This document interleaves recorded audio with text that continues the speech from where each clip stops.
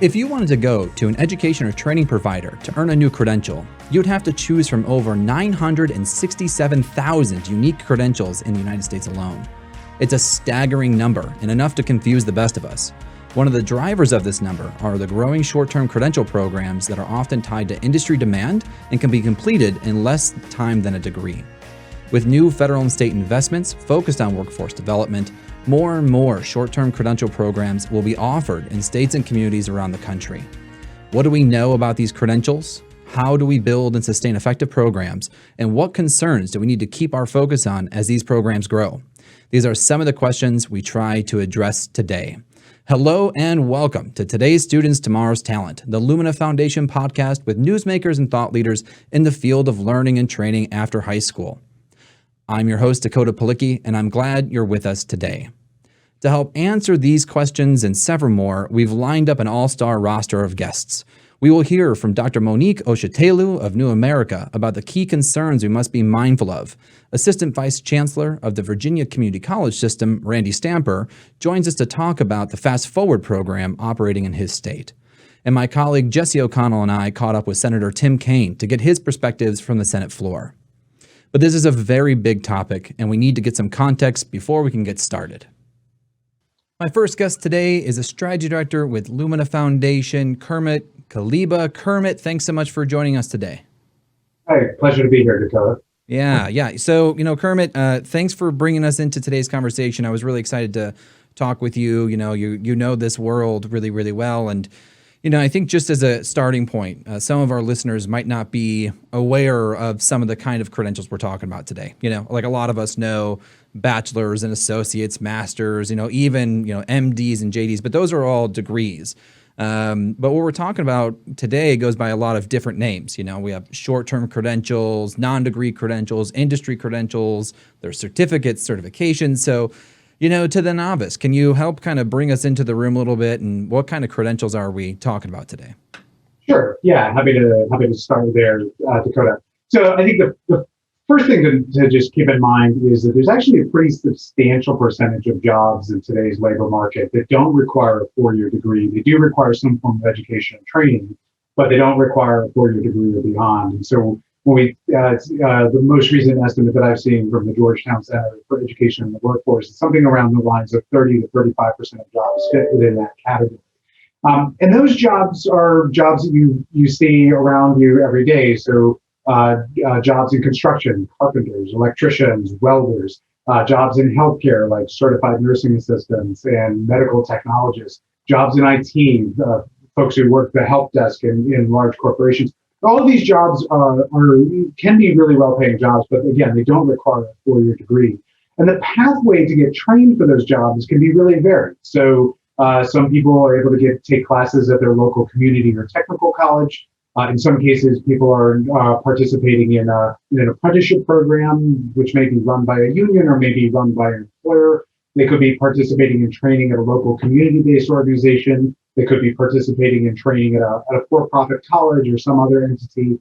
And what you get at the end of that program can vary widely as well. So if you're going through an apprenticeship program, for example, you might get what's called a journeyman certificate or a journey person certificate. If you go to a community college, you can end up with a certificate, or an industry recognized credential, which is often approved by a third party, a national industry association, for example.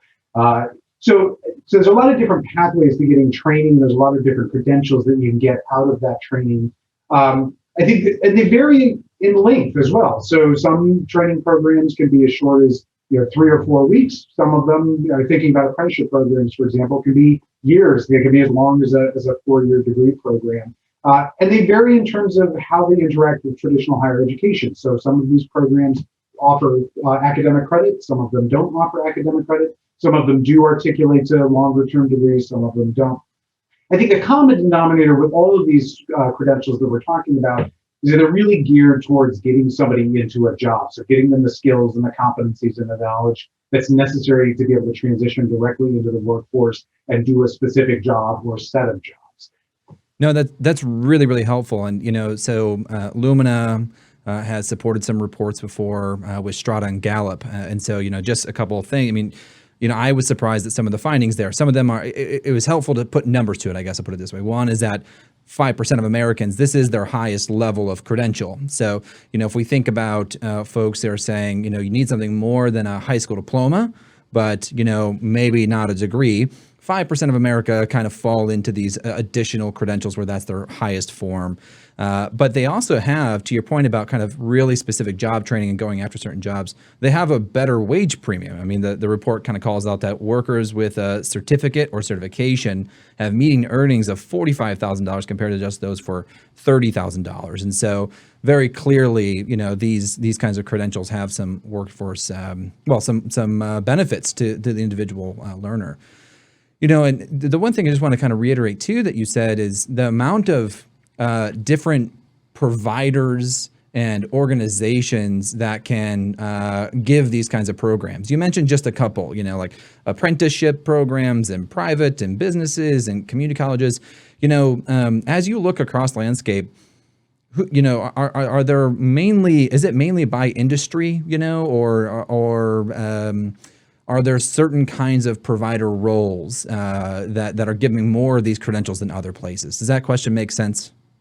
Yeah, sure. So I think I think you'll find examples of different kinds of providers working in a range of different industries. I think historically speaking, when we think about apprenticeship, that's often run by often those programs, registered apprenticeship programs, are run by unions or by what are called labor management partnerships, which are partnerships between labor and business.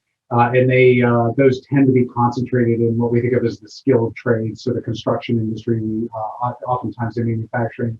Community colleges play a strong role in providing training for healthcare and for IT and some other key industries. But if you look across the country, you'll find that community colleges are often providing training in a range of different industries, and so I wouldn't say that there's one single type of provider that only does one type of industry, only focuses on one kind of industry, or that there's an industry that only utilizes one kind of provider.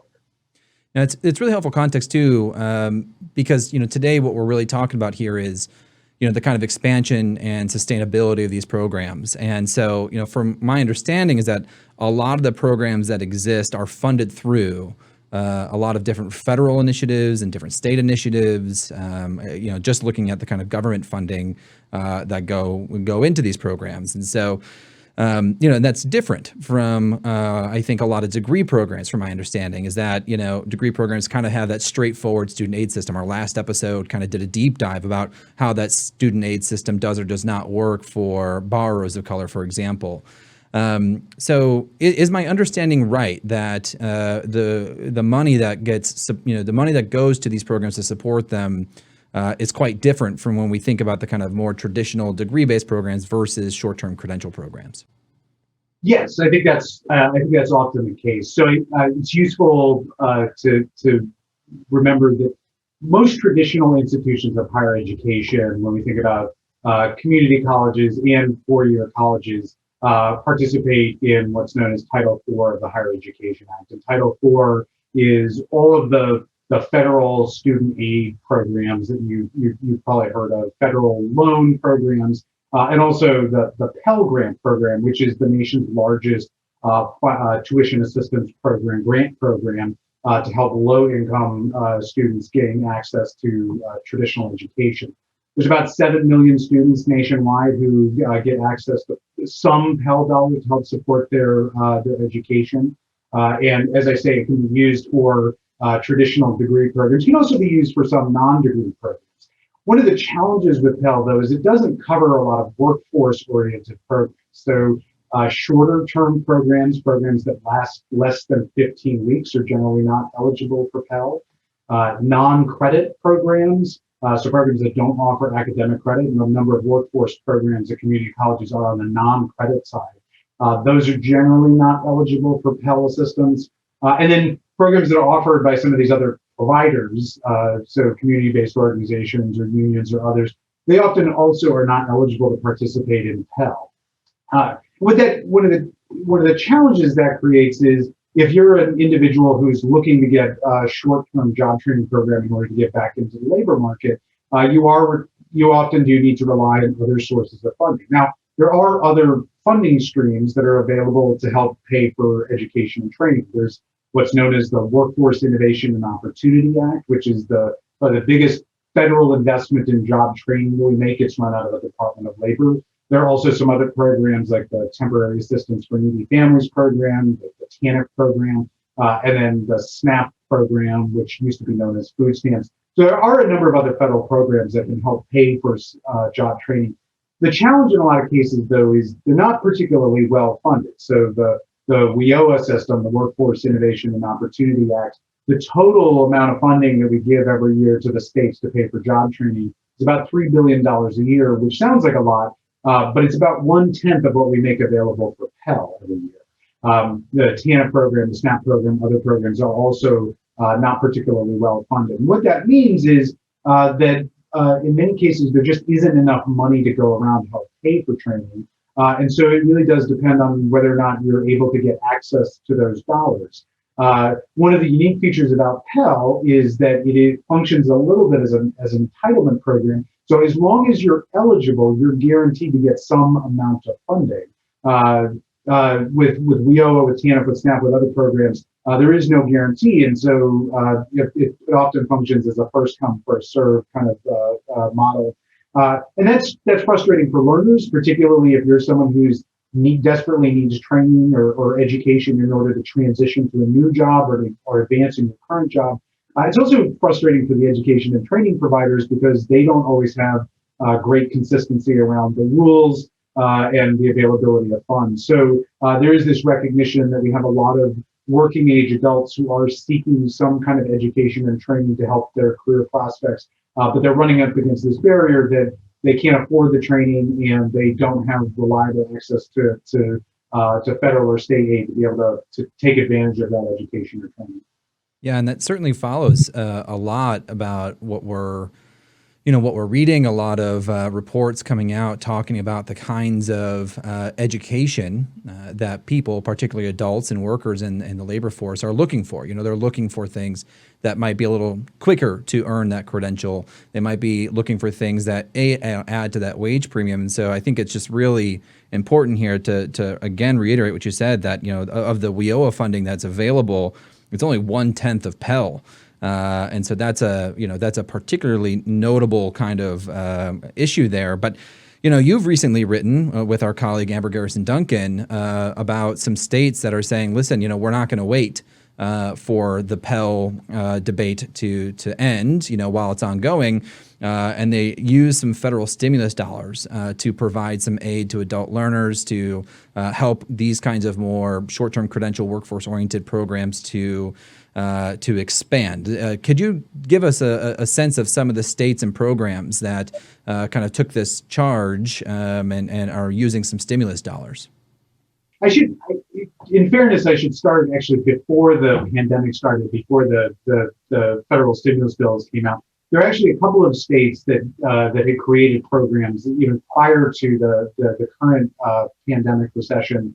So Iowa created what was called their Gap Tuition Assistance Program way back in 2013. Virginia had created what was called their Fast Forward program a few years later. And the common feature in both of those programs was that they were specifically designed to address the needs of adult learners who were seeking to enroll in short-term, often non-credit programs through the state community college systems, trying to create opportunities for those individuals to be able to get access to training. And those programs were, in some ways, proved to be fairly successful. So they were, when you look at labor market data, one of the things we see is that there were some, you mentioned this earlier, some wage premiums that we saw for people who were participating in those programs. In Virginia, many of their participants saw an increase in their post-training wages of 25 to 50% relative to what they were earning before they enrolled in the program. And that I think was really promising. I think served as a little bit of a model for what we saw during the stimulus era, where the federal government provided billions of dollars to states to help support and sustain their education programs. We saw a number of states, I think we counted at least a dozen states across the country that used some of their federal stimulus money that they got to respond to the COVID recession to help develop and support programs that provided tuition assistance for adult learners who are trying to get access to short-term programs. So, for example, Louisiana created what was called their Reboot program, which provided about $10 million to support up to 5,000 workers who had lost jobs because of the pandemic, and they were trying to get them to do high-value credentials that aligned with Louisiana's labor market need. North Carolina created what was called the Deer Scholarship Program. That was a $15 million program to serve, at this point, a little over 9,000 students who have gone through that. Texas had what was called their Reskilling Support Fund grant program. That was actually interesting because that was both, that could be used both for shorter term programs and for longer term programs. And then Florida had what was called their Rapid Credentialing Grant. That was about $35 million. Again, trying to move people who had lost their jobs as a result of the pandemic into credentials.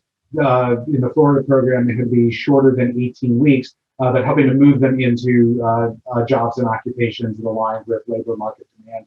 I think a common theme that we saw across all of these programs was a real focus on upskilling and reskilling adults, particularly adults who were coming out of industries that were particularly hard hit by the recession. So we think about hospitality and retail, some other industries where not only did people lose their jobs, but there wasn't a lot of certainty about whether or not those industries would ever come back, right?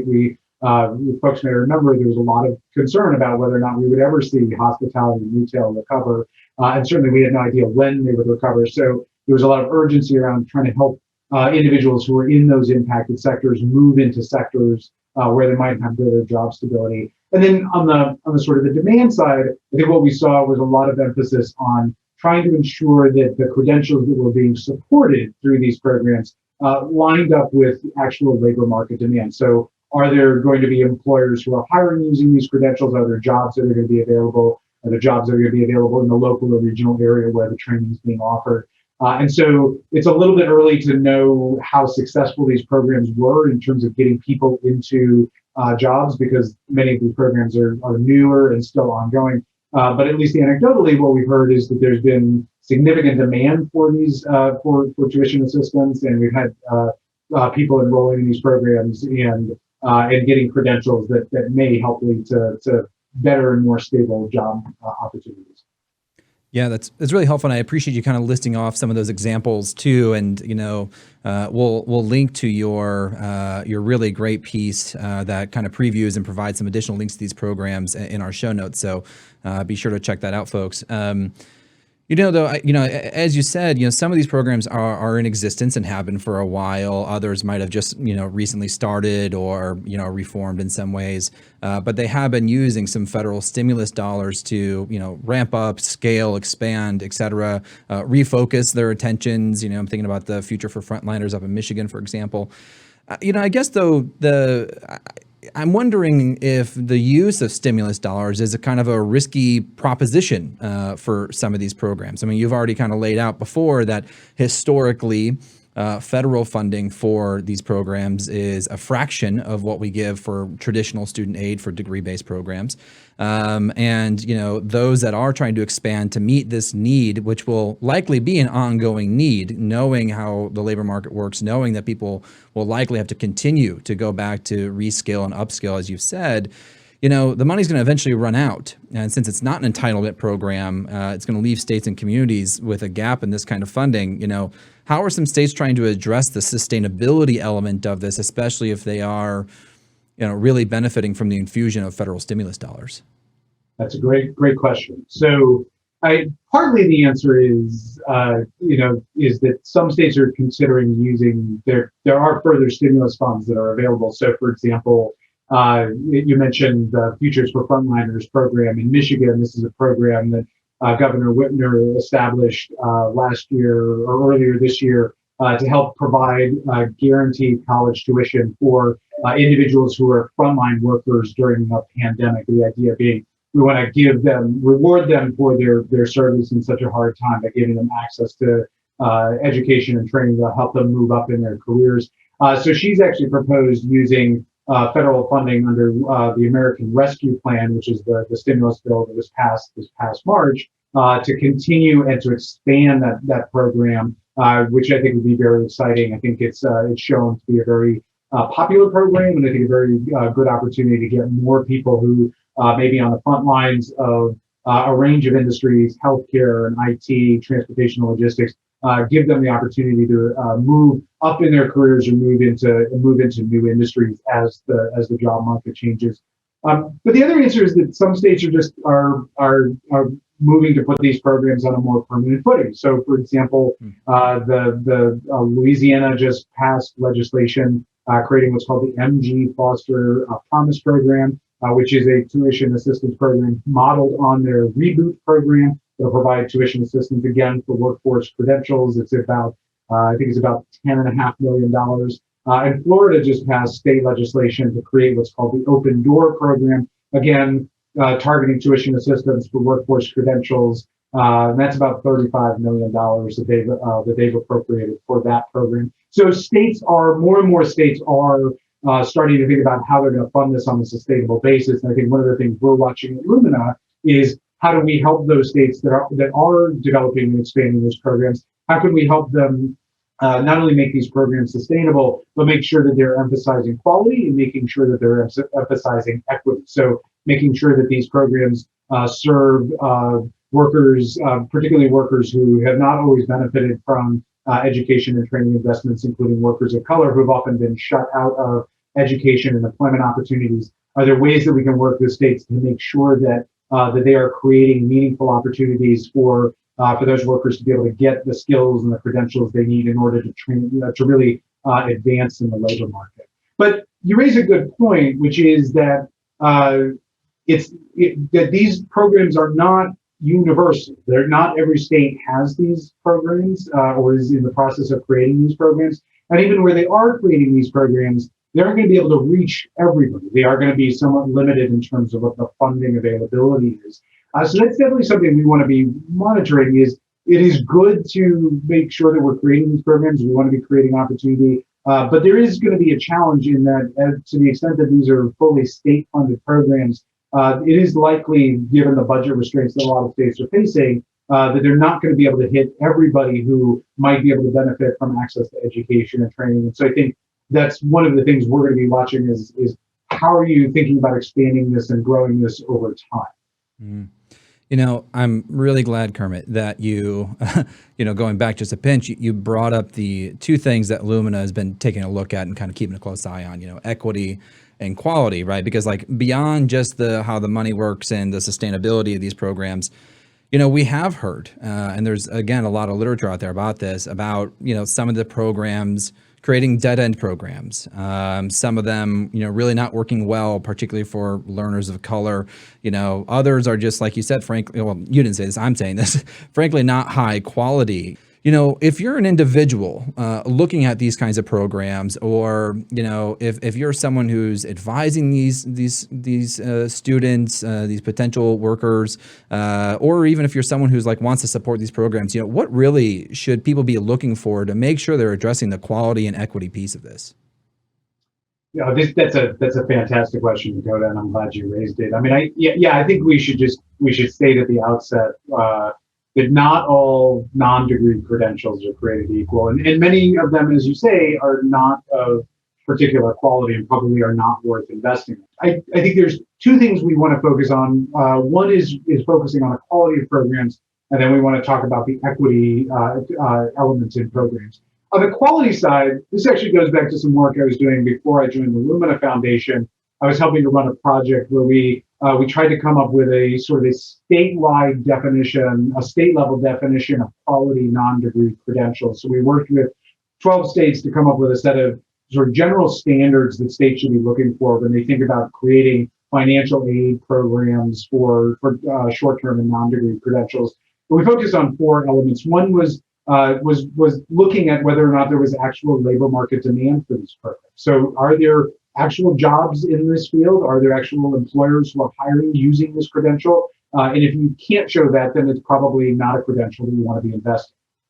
The second thing we looked at was around labor market outcomes. Do people actually earn a living wage if they get this credential?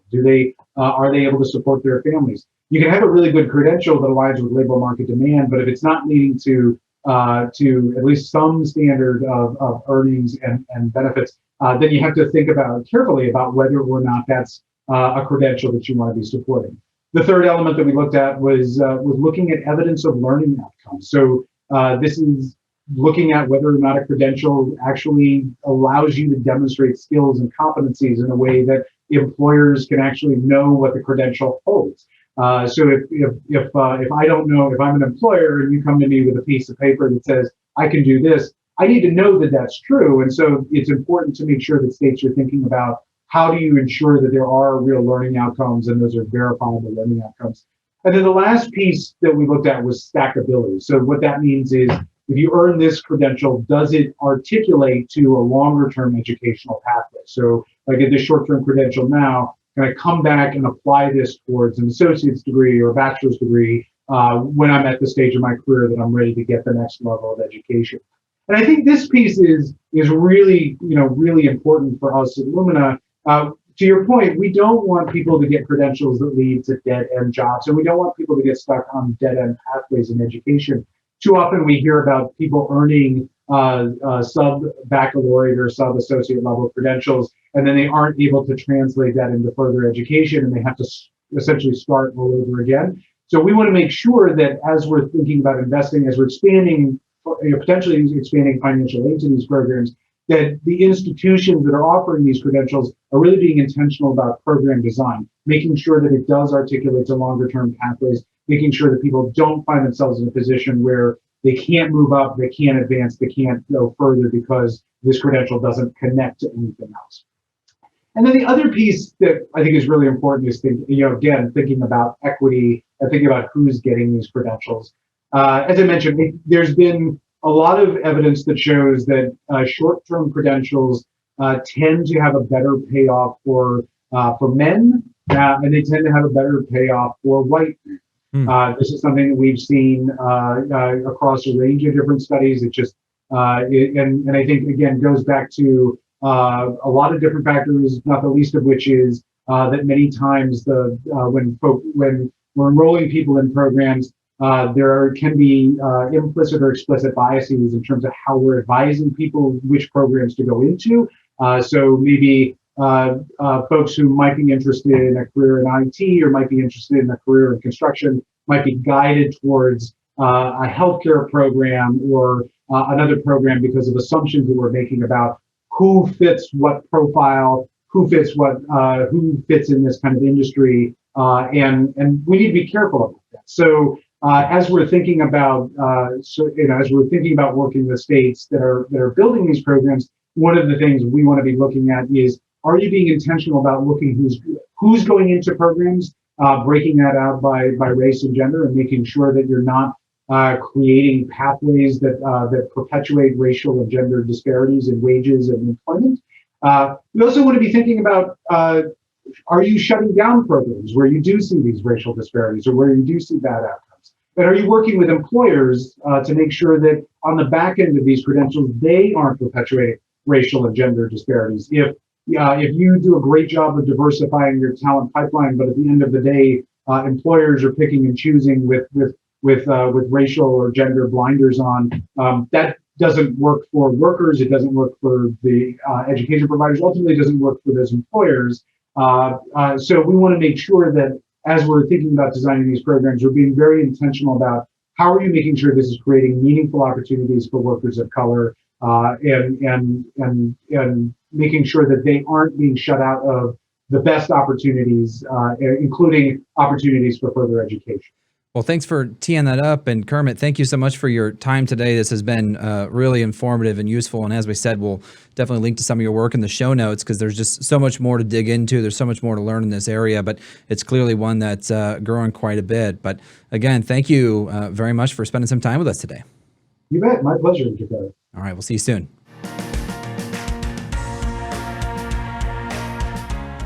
Welcome back. Kermit discussed some of the key policies and programs that exist at that federal level that support short-term credential programs. Given the active conversation in Washington about these issues, we wanted to bring you a policymaker's perspective firsthand. My colleague Jesse O'Connell and I had a chance to catch up with Senator Tim Kaine, a member of the Health, Education, Labor, and Pensions Committee, who shared his motivation and perspectives on career and technical training. Let's listen in. Well, Senator Kaine, thanks so much for taking some time today to be with us. I'd like to kind of just start at the personal level. Why is career and technical education such an important issue to you? It's important for a lot of reasons, but I'll just give you the two personal ones. I grew up working in my dad's ironworking and welding shop. He had this small ironworker organized welding and ironworking shop in the stockyards of Kansas City, Missouri. And in tough years, there were 5 employees, plus my mom and my 2 brothers and me. And in good years, there might be 7 or 8 employees, plus the Kaine family. I just saw the artistry of these workers. But at the same time, I was going to high school, graduated in 1976. And at my high school, career and technical education was not even talked about. It was sort of thought to be, sadly, beneath folks. It was all about going to college. And that struck me. The disharmony between the great work I saw was being done by these trained ironworkers and the way education at the time was undervaluing it. I then had the chance when I was in the middle of law school to take a year off and go work with Jesuit missionaries in Honduras. And I ran a school, the Instituto Técnico Loyola, that taught kids to be carpenters and welders. And once again, I saw the power of career and technical education to transform lives. So as a mayor and governor, and now as a senator, I've always tried to emphasize career and technical education and make sure people understand college is great, but CTE is too, and we shouldn't prefer one over the other. Senator, I think that point about preferring one over the other is really crucial to the conversation we're trying to have, because, we know that the federal government spends around $130 billion a year on grants and loans for college students, but less than $10 billion on job training. And you've been a leading voice for many years on making federal student aid available to adult students and those students that are, pursuing short-term training in pursuit of a better job. Now, we're a private foundation, so Lumina can't lobby. We don't support or oppose any legislation. But at the same time, federal policy plays a really essential role in how these systems work. So tell us a little bit about your view on these systems and how we can make them better. Well, I'm going to tell you my view, but I'll put it in let's hypothesize a family. So there's 2 parents and they have 2 children. And the oldest child gets to the end of high school and says, I want to go to college. And as the family is thinking about that child's college, if they income qualify for a Pell Grant, they can factor that Pell Grant in its entitlement. They know that they'll get it. They know what the amount is. They know they can apply it to accredited colleges wherever this child may want to go. Child 2 gets to the end of high school and says, I'm really excited about being a welder. That child doesn't get a Pell Grant.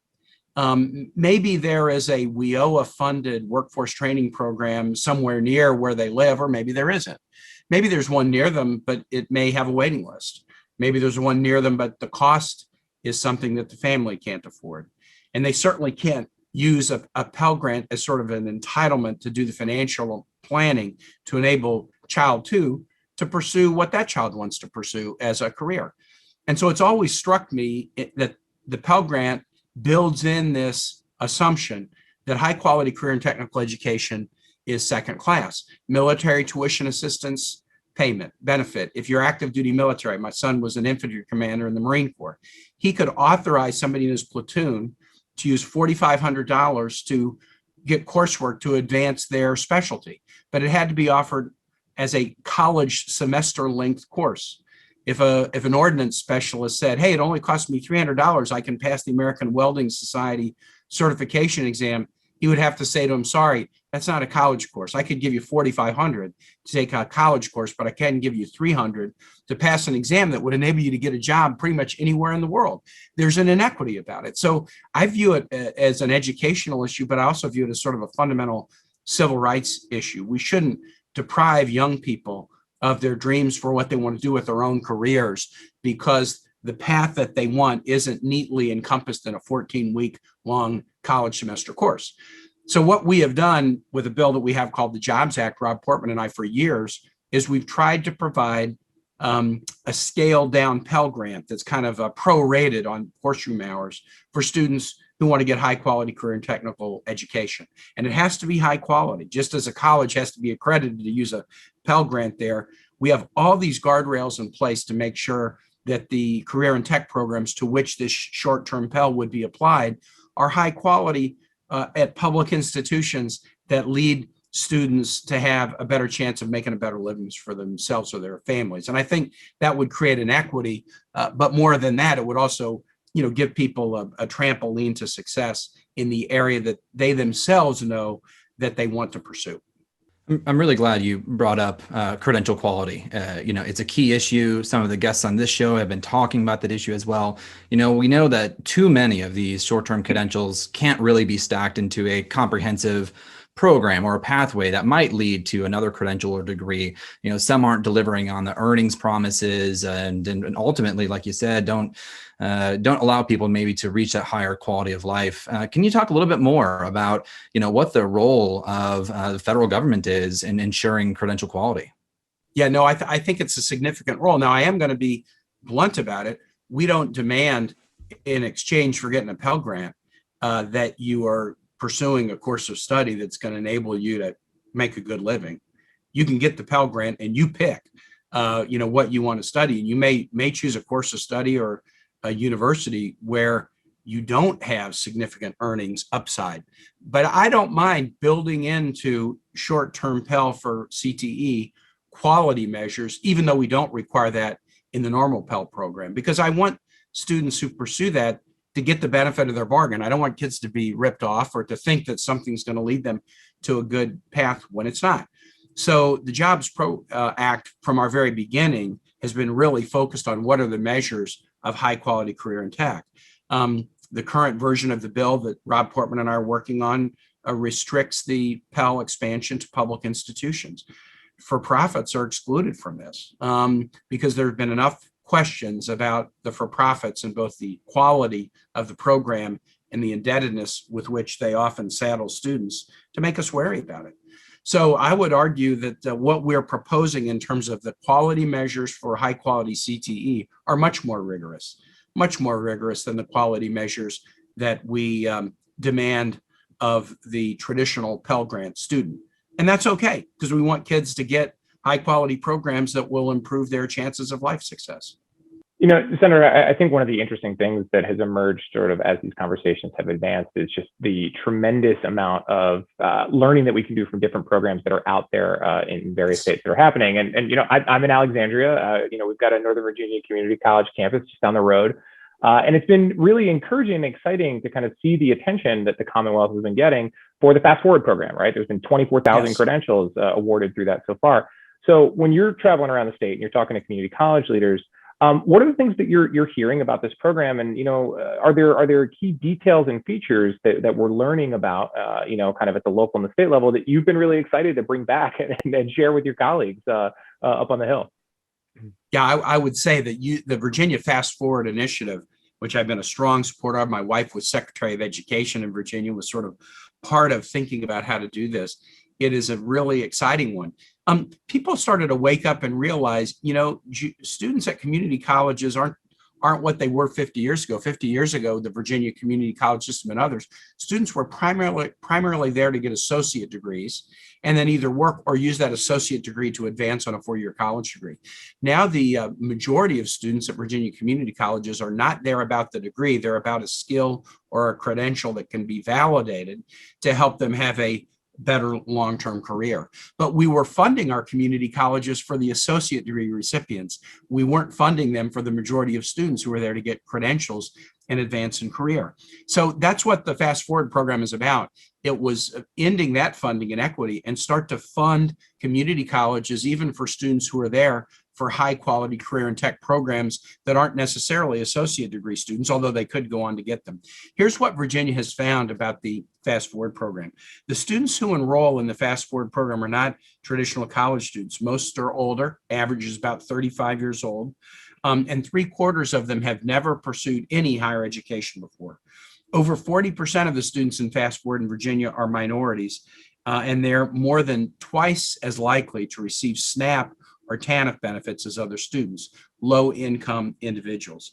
Since the inception of the program, as you mentioned, more than 24,000 credentials have been awarded, and on average, the students who are in this program see an $8,000 increase in their earnings as a result of being part of this Fast Forward initiative. Now, Virginia has focused this on particular career and technical and academic areas where we know there's a high demand. That's one of the values of our community college system, is they tend to pretty nimbly react to what is needed in the particular geographic area they serve. But focusing on the kind of the right kinds of credentials and making sure we fund the current student, not the model student from 50 years ago, but the current student, means we're not only increasing earnings potential, but we're reaching low-income individuals who haven't before found college to be to their liking, and we're doing it in a way that helps them see significant increase in their earnings. Senator Kaine, I know you have a packed schedule today. Thanks so much for spending just a bit of time with us, and appreciate you coming on the show. So exciting to just share what I think could be a really big step forward for how we define American higher education. Absolutely. Well, thank you again for your time. Okay, take care.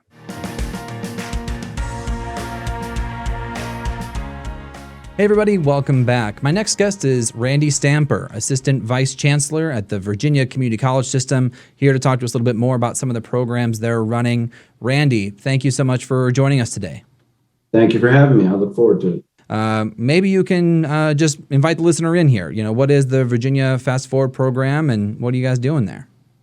Sure. So Fast Forward is the community college's brand of a piece of legislation that passed in 2016. The formal name is the New Economy Workforce Credential Grant Program, which doesn't exactly roll off the tongue. So we branded it as Fast Forward. And it is, in essence, the state's first significant investment in non-credit workforce credentials. So just like many states back in the mid-2000s, 2010s, we were suffering a talent gap for middle skills jobs. And we made the case to our General Assembly that an investment in shorter term, high demand workforce credentials would help businesses fill their vacancies. So it's a pay for performance program whereby everybody has a little skin in the game. The student is responsible for a third of the cost. And then provided that the student completes both the coursework and the credential exam, the state will cover 2/3 of the cost. So these are shorter term programs, think welding, electrical, commercial driver's license, allied health programs, cybersecurity, those sorts of things, for which the jobs don't require a 4-year degree, but they do require some very technical skills training beyond the secondary level. That's really helpful. And I know we're going to talk a little bit about the sustainability and how stimulus dollars might have, helped or reshaped the program. But before we get there, though, I was hoping you could talk a bit about outcomes. That you all have had some really interesting lessons learned. That not only are you, really helping a lot of these, individuals get the kind of training they need to enter into the workforce, but also that you've seen some demographic shifts. I mean, if you were to kind of talk about some of the high-level outcomes or high-level lessons learned, what might you want people to know about the Fast Forward program? Well, a few things. I think first off, it's important to understand that the students that Fast Forward serves are not traditional community college students. So these are not 18 and 19-year-olds coming out of high school. Mm-hmm. These are mid-career career switchers. Our average age is about 34 years old. 2/3 of our participants to date have dependents. 20% of them have been on SNAP or TANF benefits in the year prior to coming to us for training. So it's a different kind of student, usually highly motivated and very interested in getting the kind of skills and credentials that will get them into a different job, a better job, a higher paying job. To date, over the course of roughly 5 years, we've had a 92 or 93% course completion rate, which generates that state investment on the second third of the total cost. And we've had a little over a 70% credential completion rate, which triggers the third third being paid by the state. But in addition to those programmatic outcomes and achievements. We've seen that our graduates are enjoying about a 35% pay increase post-training. 1 in 4 of them are showing up to 80% gains in their wages. So significant income increases, as well as through student surveys, we've learned that their quality of life has also increased greatly. So 80 to 85% report having healthcare benefits for the first time for them and their families. About 80% report having paid time off for the first time. Improved dependability of their work schedules. So really moving out of the 2 or 3 part-time jobs trying to make ends meet into a true career path. It's got to be really transformative for a lot of folks. I mean, you just think about those few items you just listed there about kind of the additional benefits, paid time off, let alone the wage premium, and then of course just predictability, life predictability and stability is so important. I have to imagine too that you're getting some positive reception from some of the employers in the region, particularly in industries that are shifting. Absolutely. We've had positive feedback, not just from an employment standpoint, that we're training people with the right skills that they can hire and be productive on day one, but also concrete commitments, scholarship funds, guaranteed interviews, provision of equipment for training programs. So the business sector has learned about it over the last several years. They've seen the results that they can reap from it, and they have become willing to invest in it, which only helps us, grow and be more responsive. So it's been a tremendous success. That's great. And let's shift a little bit to that kind of investment into the financial models of this, because I think that's one of the key barriers to a lot of states and a lot of successful programs. Kermit was just talking about how WIOA funding, which is traditionally funded a lot of these programs in states, is only a fraction of Pell funding, for example. And so I'm glad to hear that the private sector and others in Virginia are stepping up to the plate and investing and seeing the value. Remind me, when did the Fast Forward program begin? The legislation passed in the early part of 2016. Okay. The governor signed it March 16th, I think, of 2016, and we launched in July of 2016. So it was a very, very short runway. Yeah, it's a quick turnaround. So kudos to your team. And so clearly you've been around for several years prior to the pandemic. Before there was federal stimulus and before there was kind of some renewed attention around workforce development and short-term credentials at the federal investment level, how was your program primarily just supported through state appropriations, and then, as you said, the pay for success model? So clearly, students are contributing 1/3 to that. So, walk us into a little bit about prior to any federal stimulus dollars, how the program was primarily funded.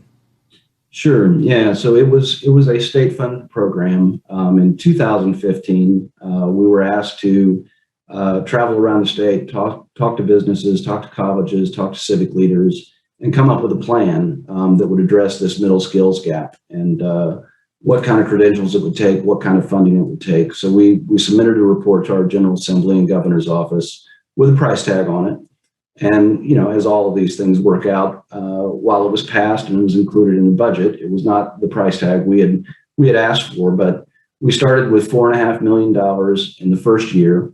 We had fully committed that funding within about 6 months.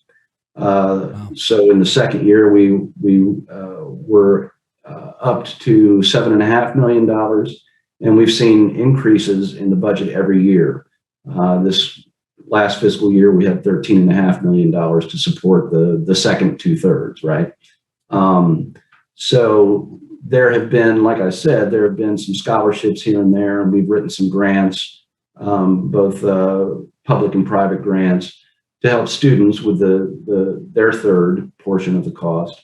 But primarily, it's been a state-funded program. And then with respect to the recent federal stimulus dollars, we have used those dollars to support some Fast Forward students, certainly. But due to many of the eligibility requirements around some of those federal stimulus dollars, which require direct impact for COVID. Their impacts have been relatively limited. So it continues to be a primarily state-funded program, with the caveat that we do, when we have students who do meet the eligibility criteria of the various federal funding streams, we will employ those certainly to support them.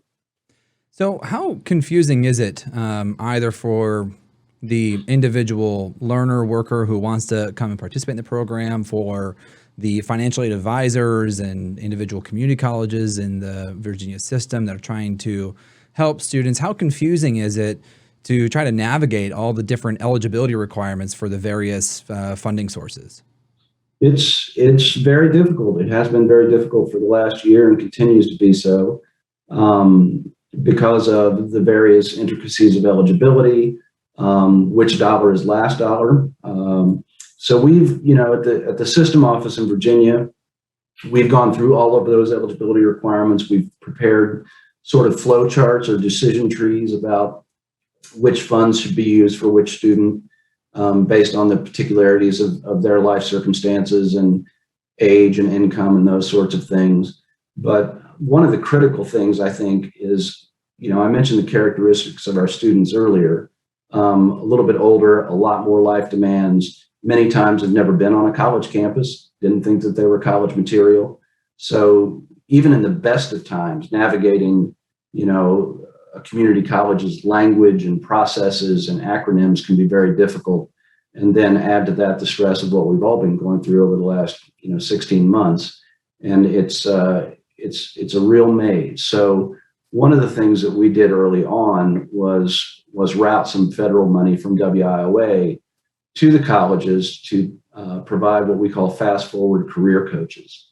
So these are individuals who are more often than not the first point of contact for our fast forward students. And they are trained and certified, and they are the experts in answering all of those questions. Where can I get financial aid? How do I enroll? What are the expectations of courses? And they've been, kind of the special sauce in all of this, which have led to those, really high outcomes when you compare 92% completion rates and 70% credentialing rates to, the traditional outcomes of community college students.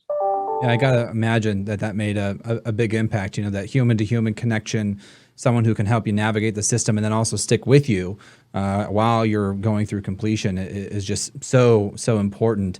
I also know though that you all have done some other really great things about making sure your program connects to other pathways. You have some non-credit and some for-credit programs, for example, or things that at least translate. And it makes me wonder, there are other states, there are other institutions that want to get these programs going, maybe have some resources, but are looking for advice. So as someone who is a little bit further down the line, what do you think other states should be mindful of as they look to start or expand or sustain their own programs similar to yours? Sure. Yeah, good question. A few things come to mind. We've learned a lot of lessons over the last 5+ years. We were talking earlier in our conversation that we had a very short runway, right? The legislation was signed in March and we had to be ready to go in July. I would definitely advocate for having a little bit more planning time in order to get the colleges on board. If it's a new thing in the state, there are a lot of questions that need to be answered. So having time to answer those questions properly is important.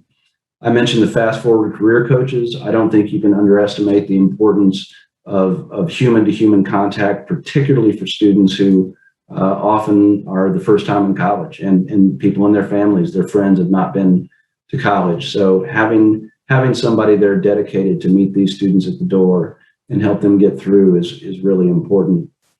Building legislative support, having the stories to tell about a senator or delegate's constituents moving out of poverty and into the middle class solidly with these sort of ancillary benefits that they haven't seen in their lives. So being able to tell the story and to generate legislative excitement around a program like this.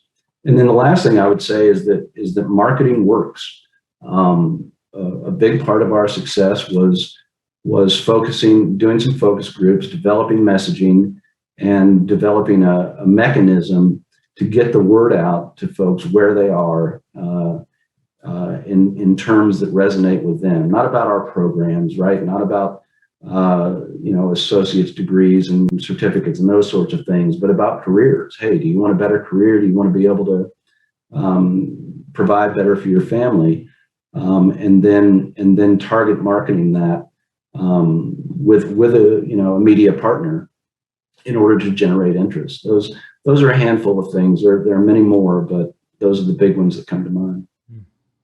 Well, Randy Stamper, Assistant Vice President of the Virginia Community College System, thanks so much for spending some time with us today. It really is. I've been doing some reading on your program, some really great outcomes, and I think there's a lot of lessons to be learned, particularly as other states and institutions or partnerships are looking to create their own. So thank you for sharing a bit of time and your thoughts with us today. It's been my pleasure. I appreciate the invitation. Absolutely. All right, we'll see you soon. Thank you. Take care. So far on the show today, we've heard a lot about short-term credential programs and the kinds of credentials that can be offered. We've also heard about the rapid proliferation of these programs, and particularly as states and communities seek to reskill and upskill adults to fill in-demand jobs. Yet we've really only touched the surface of some of the key concerns and considerations that policymakers, students themselves, training providers need to factor in. So we're joined today by Dr. Monique Oshitelu from New America to bring us into that conversation. Dr. Oshitelu, thank you so much for being with us today. Hey, Dakota, thanks for having me. It's cool to be on this side of the conversation as opposed to listening. So thanks for the invite. Well, and it's always nice to meet a listener. That's so great. Awesome. Yeah, so, we've had a lot of folks on today's show, and we've learned about what these credentials are.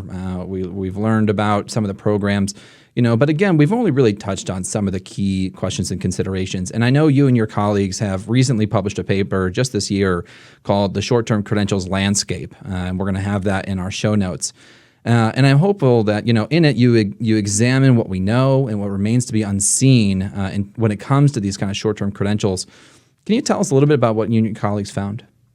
Yeah, so just kind of give you some background of what kind of motivated us to do the work. What you already have mentioned and some of the other individuals before me have talked about is this rapid growth of short-term programs. And so it's not only just these students are enrolling in higher numbers, but programs are actually increasing their availability of these short-term programs. And so in addition to that, policymakers are really trying to think of innovative ways to expand college access beyond your traditional four-year route.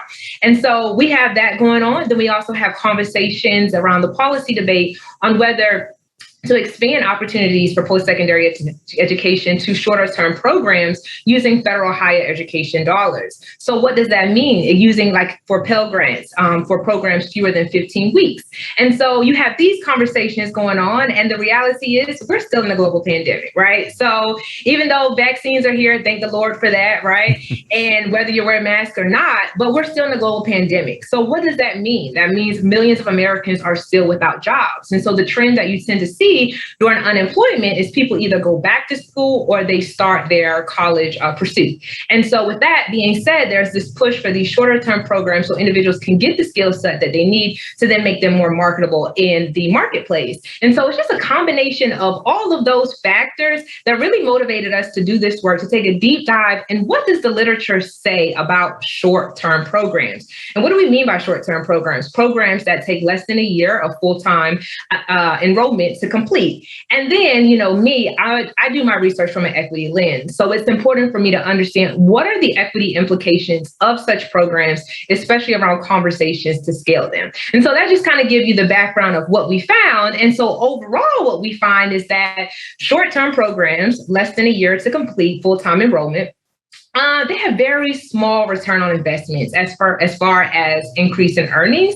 And even where you do see a small return, those returns actually fade away very quickly after receiving their credential. So that is the reason why we say in our paper to have some caution and just really this generalization of a huge push for short-term programs because of those returns on investments. And what does it look like for individuals from different backgrounds? And so understanding that all short-term programs are not made equal, that means everybody does not experience equal labor market outcomes from having a short-term certificate. And so we focused in this paper, and what I'll be talking about, focusing primarily on certificates that have been earned at a post-secondary institution, as opposed to credentials and licensures, just because the literature really focuses more on short-term certificates.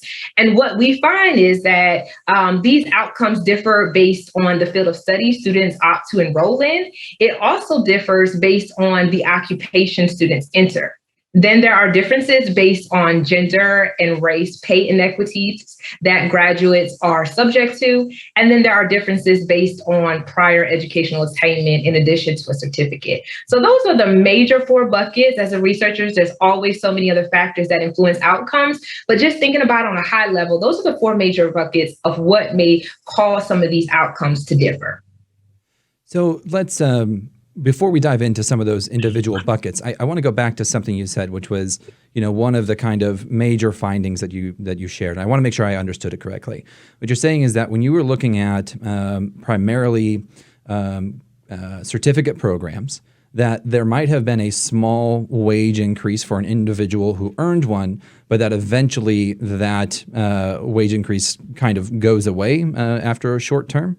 Yeah, so research shows that for those programs that do show those positive returns, they're relatively small. When you talk about relatively small, meaning you're comparing them to bachelor's and associate degrees, which the research shows that you have increased earnings over time, right? Mm-hmm. So you can expect your bachelor's degree to continue to pay back the entire time you're in the labor market. As opposed to a short-term credential, the research shows after about 7 years of you getting your credential, you kind of plateaued as far as increasing earnings just from that certificate. Okay, thank you. Because I think we'll need to circle back to that when we talk about some of the features of these kinds of credentials. But let's start just first with the labor market outcomes. I really enjoyed your paper and encourage people to go check it out. It's very, very clear, and you lay out. All right, let's first talk here about what is the labor market outcomes for individuals that are earning certifications. You call attention to a number of issues here, that there is very different kind of labor market value across occupations,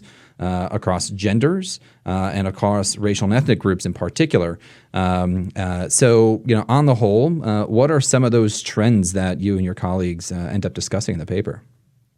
So short-term credentials is a monster to kind of tackle from a research perspective because it varies so much. It varies within industries, varies across industries, varies across different background characteristics, and within states, between states. I mean, you name it. So, but overall, we really do find that the labor market outcomes for short-term credentials is very mixed. So you will see some positive outcomes, but again, they're relatively small compared to the outcomes on earnings that bachelor's and associate degrees offer. You will see some null findings, meaning that it has absolutely no impact on employment, no impact on hours you can work, no impact on earnings. And then some of the research shows that actually has a negative impact. Actually getting these short-term credentials, individuals make less money that they would have made if they did not get these short-term credentials. So when I say it's mixed, it's mixed. But let's kind of talk about how it differs. One, let's talk about occupation. And so the value of your short-term program is highly dependent on the field of study that the credential is preparing the student to go into upon their graduation. So for example, I did a tangential project to this paper where I evaluated the 2016 AITS data, which is the Adult Training and Education Survey, 2016 data. And so I evaluated the labor market outcomes and experience for individuals who obtain a short-term certificate, meaning it takes 15 weeks or fewer to complete. What I found is that individuals who earn their short-term certificate in the healthcare field, they earn up to $50,000 less in median yearly earnings compared to individuals who get their short-term certificate in construction trades. So that's like major. And so there are like earnings gaps based on the occupation that you're in. Now, understanding that this evaluation was a national study, in our paper, we do a landscape analysis of all the research up until March of 2020. And so some of the research that we found is that states data is very different than what you'll see on a national level. So there are some states data that do find some benefits actually in healthcare fields. For example, Virginia, some of their highest earnings for short-term credentials is in the healthcare industry. So it can be different when you evaluate on a state level as well as when you evaluate on a national level. So kind of having that understanding as well. And so even though real quickly, I'm sorry, on that point, I'm curious too, does it then change also by regional? Like a lot of investment right now is going down to the regional economic development, organizations that are, trying to fill regional workforce gaps. Is that one way to kind of address this issue so that the kind of wage premium calculation is, done at a regional level, a state level? Dakota, you hit it right on the head. So it does differ based on regional, state level, and even the research, it critiques that sometimes national evaluations don't really give you the full picture, as well as state evaluations is really the best opportunity to evaluate these short-term programs. Ideally will be on a regional level, and to do that across the country to figure out where are these benefits and find out pockets that really have good labor market outcomes for these short-term credentials. Okay, great. All right, so let's continue because I know you're going to get us into some of the additional equity concerns that we're talking about here. So there's really no consensus as far as do these short-term programs really help with earnings, as we kind of talked about already, Dakota. But there is a consensus that these short-term programs actually may help people enter into a career or to switch their career paths. And so part of some of the work we've done around this is we did some focus groups with about 42 people on the East Coast who did a short-term program, meaning 15 weeks or fewer. And of those 42 people, many of them say, hey, getting my license, getting this certificate helped me to enter a new career opportunity. Example, real estate or truck driving, where you need these credentials to be able to practice. So it does help people enter into different career paths or make a change in their career. When we talk about the issues around gender and race, which is my bread and butter as a researcher, is just really understanding how these outcomes differ. Let's start by gender. So overall, students of color and women are among those who are more likely to earn a certificate with relatively low returns. Specifically for women and individuals who work in female-dominated fields such as cosmetology or healthcare, they tend to have lower earnings compared to males or individuals who work in male-dominated fields such as construction and truck driving. And so just understanding that across industries. Now, when we talk about within industries, for example, there are women who are truck drivers, but there are still gender inequities as far as pay of female truck drivers with similar credentials, similar training, similar experience, still being paid far less than men who are also truck drivers and have similar credentials. That's just an example of some of those gender inequities. And then let's talk about race. And so Black workers with short-term certificates, they have actually the lowest earnings among workers across race, ethnicity with a short-term certificate. And the research does show from our paper that Black women and Black men actually fare better off in terms of earnings by earning longer-term credentials as opposed to a short-term certificate. So some of the research may say, oh, okay, some of the questions that may come from reading our papers, well, are Black and brown individuals enrolling in short-term certificates at lower rates? Well, that's not the case, right? And so of the individuals, Black and brown folks who do have a post-secondary credential, about 30% have a certificate. Compared to white adults who have a post-secondary credential, only 20% have a certificate. So by and large, Black and brown folks are enrolling in short-term certificates or certificate programs at larger numbers than they're enrolling in bachelor's and associate degree programs. However, they still experience some adverse inequities in reference to pay in the labor market.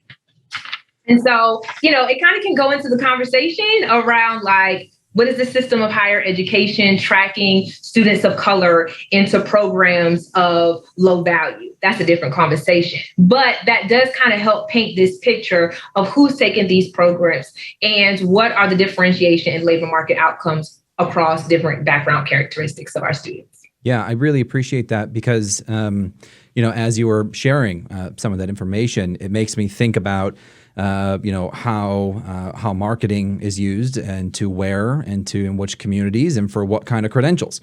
Yeah. And there was an easy knee-jerk reaction for a would-be mayor, economic development council, institution, whoever it is, to say, we're having low employment among this community or that community. We have this demand. Let's make a quick match here.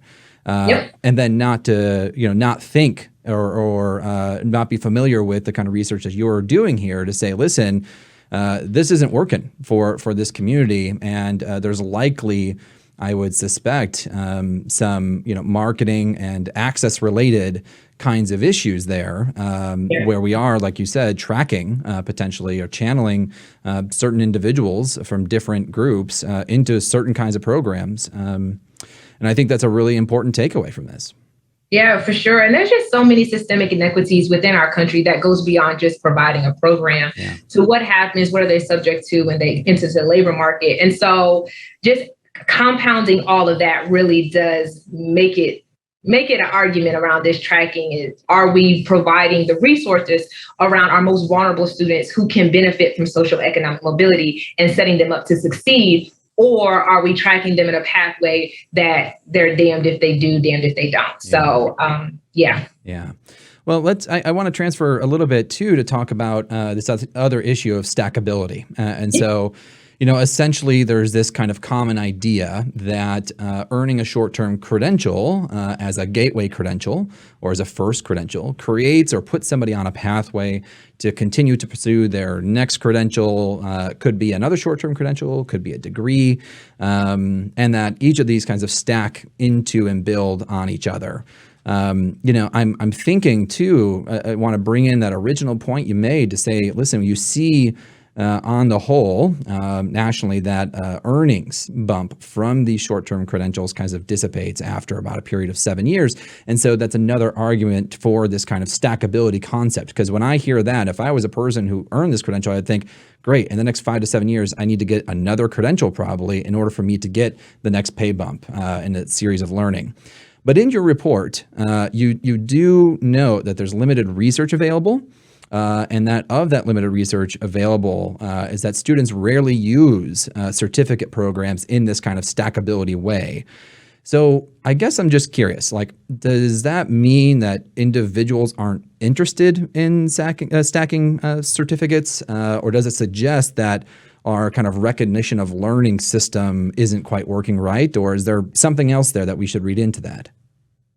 Yeah, so it's a combination of both. And Dakota, I just really love how you frame that. It's this conflict of theory in practice. So there was a report put out by Brookings that short-term programs, they don't really lead clear avenues to continue post-secondary education. And so this whole concept that you explained about the stackability of these short-term credentials is ideally you do a little bite-sized credential here and there, and each little credential that you take will add on to eventually, for example, add up to an associate's degree.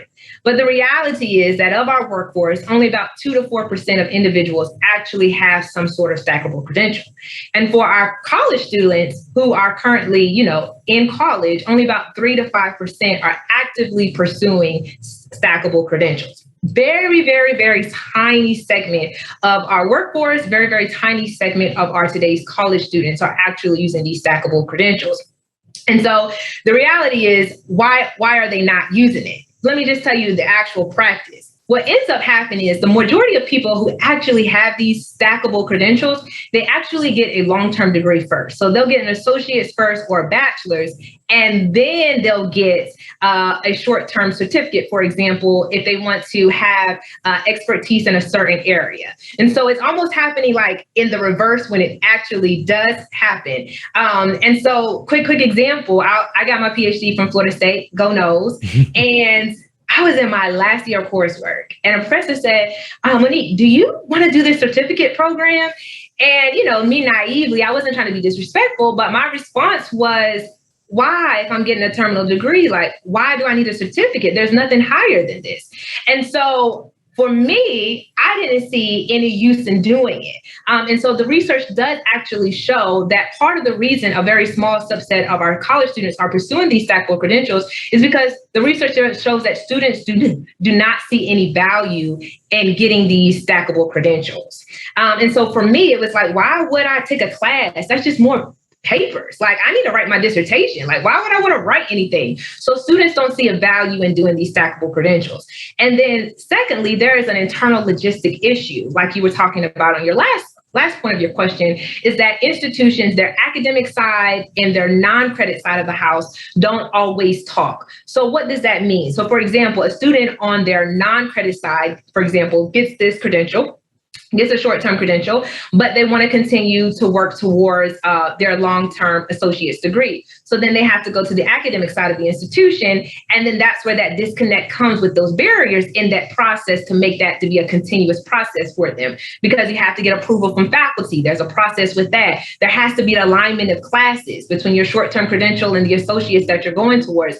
And then there are accreditation standards. And so it's just the process is not actually made to be stackable. So in theory, it's beautiful, right? Especially I've done some work on incarcerated populations and increasing access to college for them. And so when you have individuals that can take bite size at a time to eventually lead up to a long-term degree, in theory, it sounds great, but in practice, it just doesn't happen that way.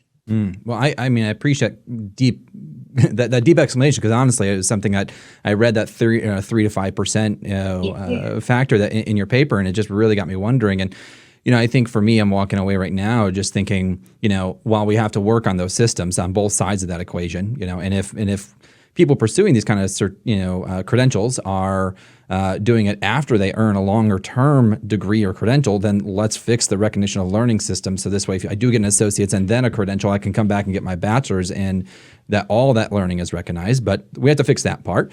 We also have to fix the way that maybe, a gateway, an initial first credential does actually stack into things appropriately and break down the barriers between the credit and non-credit side of institutions and systems.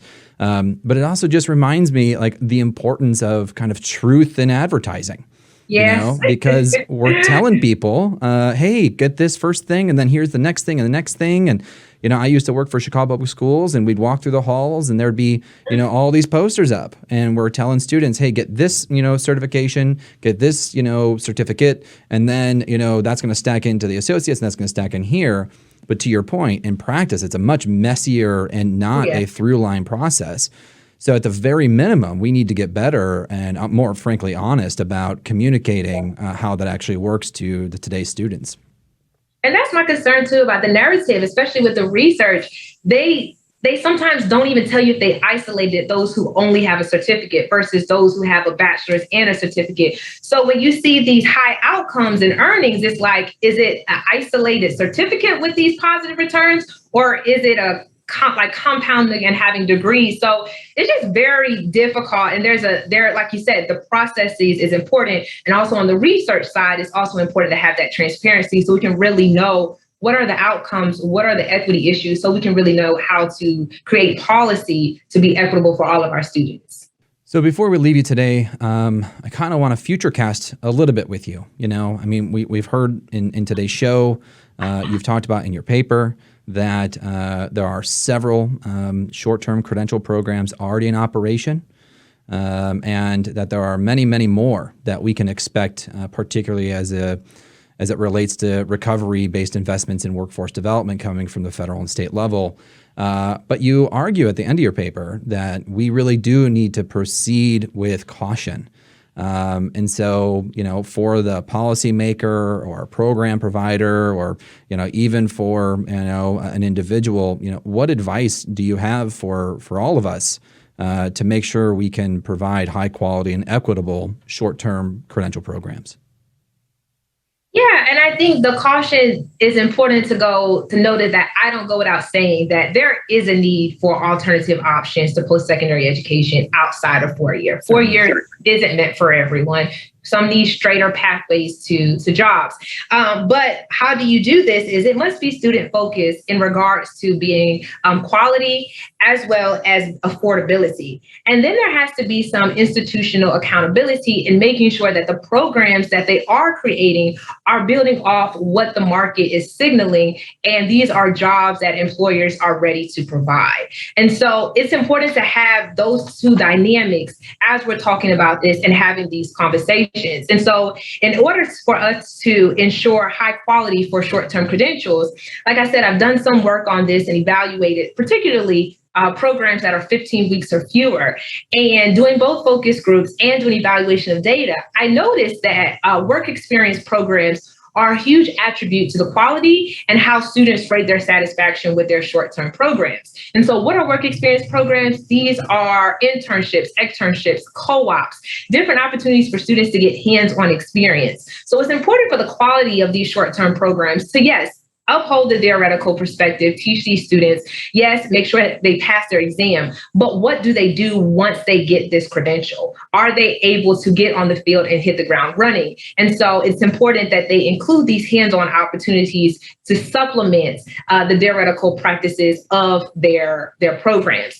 And then to ensure equitable short-term programs, it's really important. There must be really clear pathways of earning a short-term credential and how students can actually leverage their credential to be able to have positive labor market outcomes. And understanding, one, these short-term credentials are occupational focused, right? People go to this with the intent to get a job. It's not like a 4-year degree, I'm learning for the sake of learning, which is kind of like the concept of historically of what a 4-year degree is. But no, these individuals are going to get a job. So there needs to be roadmaps, clear understanding on the onset. What are the career opportunities you can do with this short-term credential? There needs to be roadmaps on how you navigate the career path. Again, are there opportunities for you to have continued education to stack your learning, right?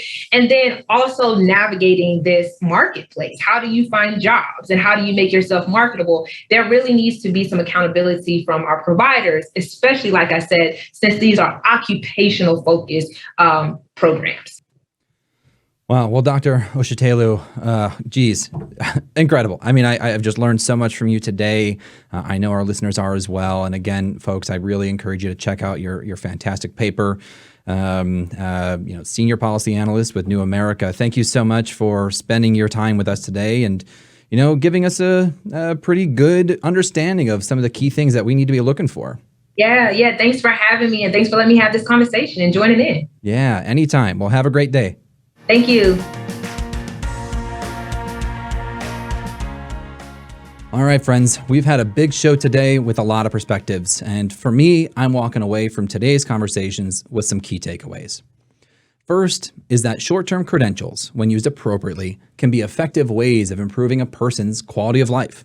The data shows that the jobs of today and tomorrow require some education or training after high school. That's what this whole podcast is about. But it's important to remind ourselves that these credentials come in many forms, can be provided by many different providers, and must be designed with intentionality towards equity and quality. My second takeaway is that we are likely to see a rapid expansion of these kinds of programs. With new federal and state investments focused on workforce development, we will continue to see more programs that are targeted towards today's students. Those are adults, working parents, and others who are looking to upskill and reskill as they navigate the job marketplace. What we should keep an eye on here is which of these programs are doing well, which lessons can be learned by failing fast, and ultimately, how do we capture and continue to support research and evaluation that leads to stronger short-term credential programs. My third takeaway, equity is absolutely critical in this conversation. The data shows that substantial gender inequity exists both in program access and outcomes. Dr. Oshitelu's report highlights that the credentials associated with the highest earnings are often for occupations that are dominated by men. Our childcare system and workplace environments in some of these high-earning occupations are not set up to support women in the workplace, relegating them to pursue and earn credentials that are overwhelmingly for low-wage jobs. Racial equity is also a key concern that we must deliberately design for. As we discussed on the show, large disparities in enrollment, completion, and wage premium exist among racial and ethnic groups. There are many methods and frameworks that we can use to design appropriately, ensuring that people of color have access to high-quality programs that produce real results. And when it comes to access, it's important for us to remember that financial barriers are not the only things that prevent people from accessing these programs. Housing, transportation, food access, and even scheduling around work and family commitments are key issues that can prevent equitable access to short-term credential programs. So too is the marketing we use and where we put that marketing. As Randy Stamper discussed, marketing works.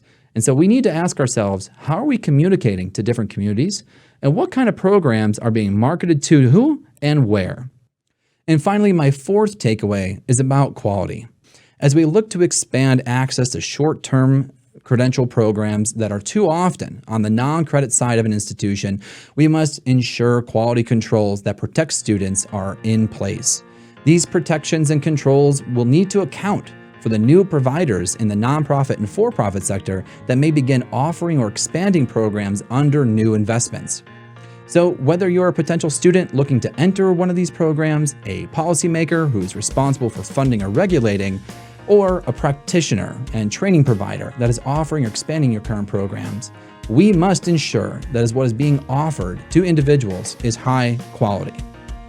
Luckily, lots of very, very smart people are working to answer these questions and improve short-term credentials every single day. And I am very glad to have had the chance to talk to some of those folks today and share their voices with you.